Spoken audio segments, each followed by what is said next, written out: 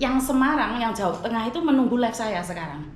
Jadi masyarakat Jawa Tengah itu nungguin, Miss kapan live-nya Jawa Tengah? Masa Jawa Timur udah terus? Nah, mereka tuh nunggu. Berarti kan memang sebenarnya mereka butuh informasi yang dari Jawa Tengah. Apa sih yang dilakukan oleh pegawai-pegawai pemerintah itu, ada nggak sih buat saya? Loh, yang tahu ya nggak apa-apa, tapi yang belum tahu lebih banyak mana? Kan cuma 100, padahal kita ada ratusan ribu di luar negeri. Jawa Tengah itu sampai bulan Juli sudah 34.000. 34.000.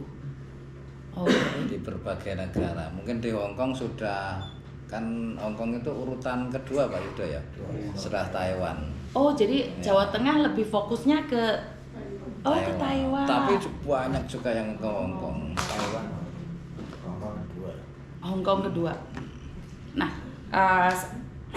Mbak Dininya masih lama ya, kira-kira? Sebentar, Dini di mana itu Dini?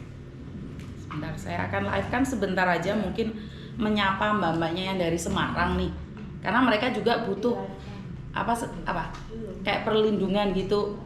Jadi butuh sosok ya Pak ya. Sebenarnya bukan tidak tahu, tapi mereka tidak paham apakah saya itu ditanganin benar apa enggak. Seperti pengiriman jenazah kan sebenarnya benar-benar dilakukan. Dan sekali lagi masyarakat kita itu biasanya nggak mau belajar lek gerung ke bendok.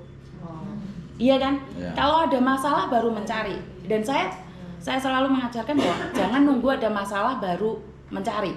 Setidaknya harus tahu dulu. Ini loh Jawa Tengah. Ini masuk mau diajarin ya Mbak. Mbak Dini mungkin harus follow Facebook Live saya. sebentar. Kita Mau coba live. live sebentar. FB-nya dibuka, mau diajari Mbak Yuni untuk Saya nggak kolaborasi. ngelola ininya ya Pak. Yang ngelola siapa? Kalau live biasanya Mas Koko. Saya nggak pernah ngelola live IG-nya. Kan kemarin di juga masih live.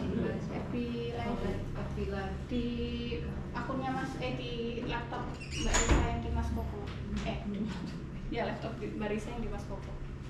Enggak Pak. Masuk gua disuruh bawa itu. Teruskan dulu Mbak Yuni, nanti Oke. kita live. Sebentar. Saya cuma lihat aja. Ya. Kalau jenazah jangan deh kayaknya. Bener Mas, kalau tangi bi. Kan yang saya tahu itu kan ada apa ya, kegiatan setelah pulang ada apa Pak?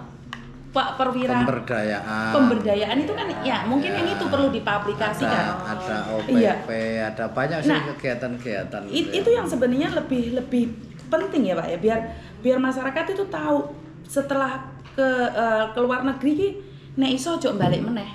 Itu prinsip saya. Jadi kamu sudah 10 tahun di luar negeri, ayo buka usaha. Dan nah ini yang sebenarnya saya ingin sampaikan. Jadi jangan masalah aja pulang Indonesia 2-3 bulan balik lagi. Faktor apa? Karena faktor nggak ada pekerjaan. Tapi kalau mereka tahu nih sebenarnya pemerintah sedang menyediakan pemberdayaan, mereka kan bisa belajar. Nah, yang saya lihat nih, gaya yang saya lihat beberapa orang saat saya pulang Indonesia, makannya tuh mewah-mewah ya. Setelah keluar negeri itu makannya itu mewah-mewah, baju mahal-mahal, merek semua. Setelah 3 bulan habis. Tidak ada pendapatan. Nah, karena ngeluarin terus tadi itu Pak.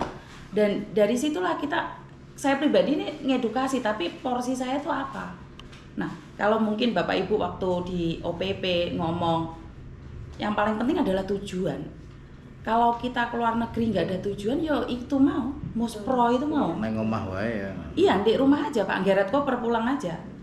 Dan mereka kebanyakan adalah lihat profil ya. Jadi keluar negeri itu lihat profil aja bahwa ternyata jadi TKW pekerja migran itu cantik-cantik. Enggak. Glowing betul Pak. Kalau glowing pasti Pak, soalnya kan nggak kena matahari. Bukan karena skincare. Bukan Pak, karena filter. Oh, iya. Jadi glowingnya bukan karena Berarti bener kata lagu Ayune editan ya. gimana Pak? Ayunya editan. Loh lah ya, filteran tadi. Makanya anak saya bilang nggak usah beli bedak mahal-mahal, di filter aja udah selesai. Jadi mungkin kita akan memberitahu mereka bahwa contohnya seperti ini loh. Mungkin kita akan memberikan 2 contoh ya. Mungkin Bapak bisa tanya Pak Beni, di mana TKW yang tidak sukses dan TKW yang sukses di media sosial kita. Jadi mana nih yang sukses kita upload, tapi yang tidak sukses bukan kita ingin menjatuhkan, tapi kamu memilih kehidupan glamor kamu pertahankan, ya ini loh jadinya stres, depresi. Kenapa?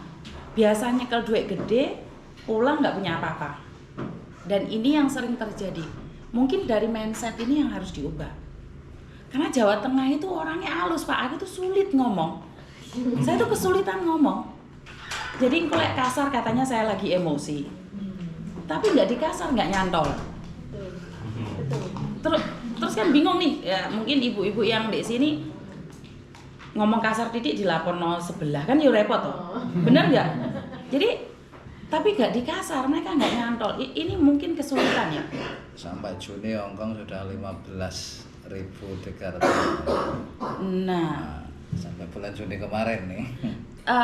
Kalau kayak gini kita bisa tahu nggak Pak, anak yang dipulangkan karena bermasalah dideportasi mendadak itu diketahui atau tidak? Diketahui karena dari yang yang resmi dari KJR itu pasti diinformasikan.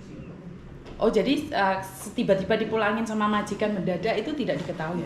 Nah kalau yang mendadak kadang-kadang ada yang terinfo, ada yang tidak semua terinfo kalau yang seperti itu. Berarti kan dengan adanya sosial media biarkan mereka melapor sendiri, Pak saya ini dipecat, tidak diberikan hak-haknya, kan bisa melapor ya. Dimana kalau media sosialnya Jawa Tengah bisa viral, itu kan lebih mudah untuk diketahui dan mengkelompokkan yang Jawa Tengah mana, yang Jawa Timur mana, Jawa Barat mana, Kalimantan mana.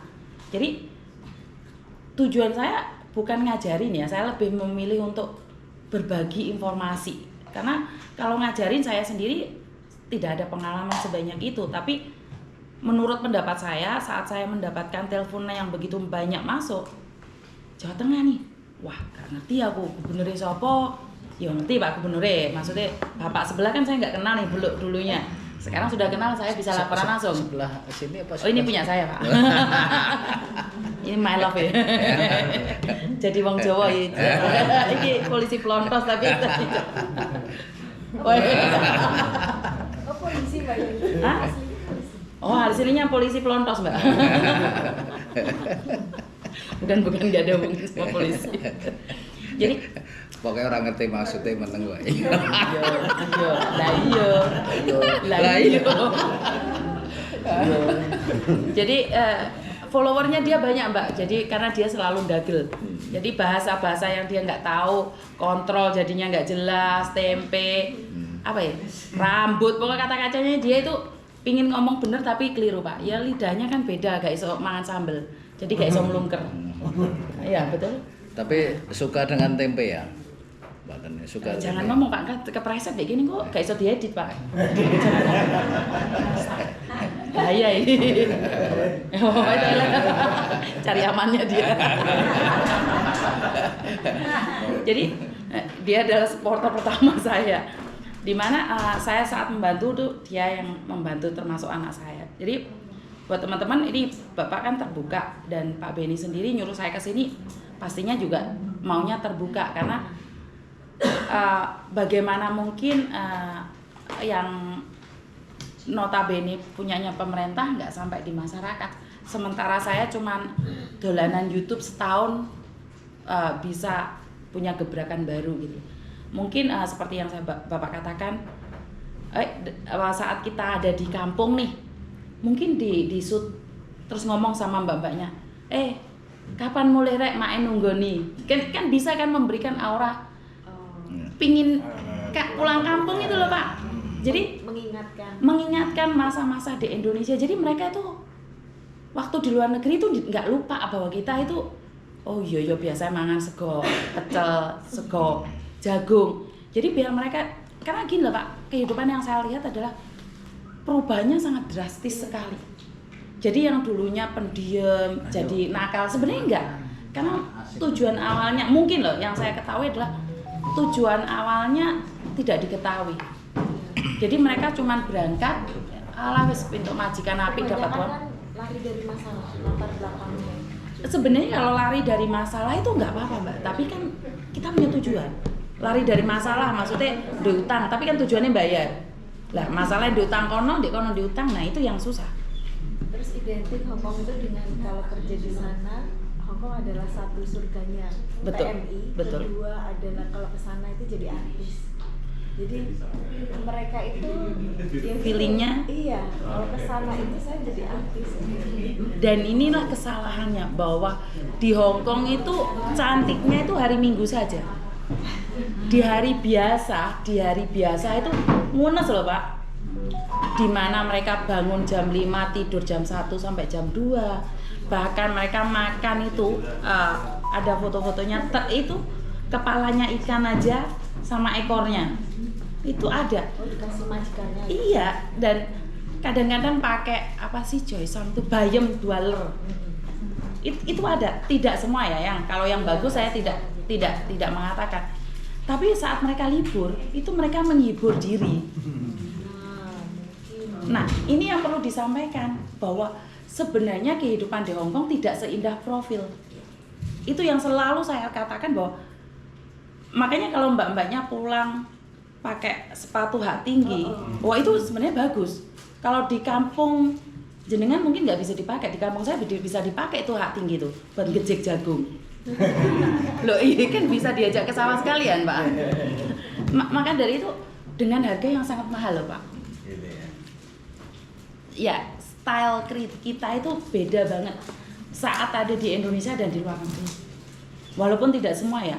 Yang lugu-lugu ya pulang bawa uang loh Pak. Jadi yang mereka memang mudah terpengaruh. Saya tidak setuju dengan orang mengatakan kalau libur minggu itu nakal. Ada yang nggak libur minggu juga nakal kok. Jadi nakal itu bukan karena siapa, karena pribadi. Dan ada juga yang dibilang dipengaruhi teman. Iya benar, tapi kan pengaruh teman nggak bisa mempengaruhi diri kita kalau kita nggak mengizinkan kita ikut dalam pergaulan mereka. Tapi besar sih pengaruhnya itu, maksudnya. Ya kita harus keluar dari situ kalau sudah tidak sehat. Lingkungannya, ya. Dan ya itu di Indonesia nggak pernah minum, nyampe Hong Kong minum, wah belajar mabuk terus disyuting. Nah itu yang menurut saya rasa tidak seharusnya dan itu harus dipesankan. Kalau mabuk aja ngapain harus keluar negeri, pulang Indonesia mabuk kelenger dulu baru berangkat. Bener nggak? Wong orang mabuk itu nggak enak, bikin pusing di kepala. Pulang rumah majikan dipecat. Jadi mungkin saya lebih masukannya ke OPP-nya ya Pak ya, karena Jawa Tengah mungkin kalau masuk ke logat saya, saya ini sebenarnya kayak palsu Mbak, saya ngomongnya halus banget hari ini. Angel aslinya saya. Oh ini sudah halus ini. Oh halus ini. Sudah versi halus. Gak apa-apa rek ngomong coro Jawa Timur nggak apa-apa. Abot. Aku ini pada Tadi udah keren-keren loh. kutu blong aja. Jadi ya itu mungkin karena lebih ke OPP-nya saya. Mungkin pesannya lebih ke OPP karena mungkin stylenya kan beda. Jadi tekanannya lebih ke OPP dan mungkin public figure harus dikeluarkan nih yang harus ngomong di media itu harus ada 1 atau 2 staff yang menginfokan.